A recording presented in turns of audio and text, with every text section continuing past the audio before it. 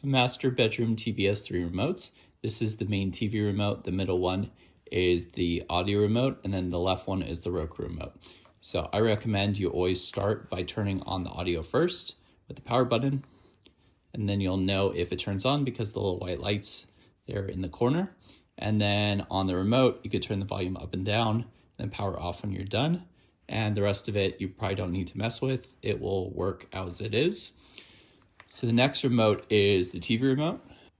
So my suggestion is to turn the TV on with the Roku remote using the power button.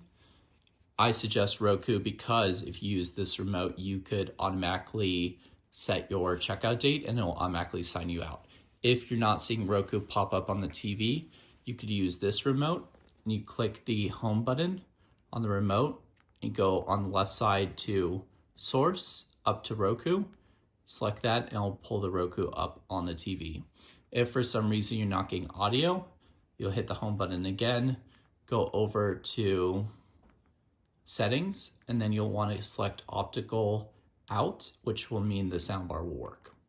And then once you're in Roku, which is this, then you just use your standard Roku setup and select your checkout dates and then set up your streaming. If you choose not to use the Roku, you could use the built-in smart TV apps.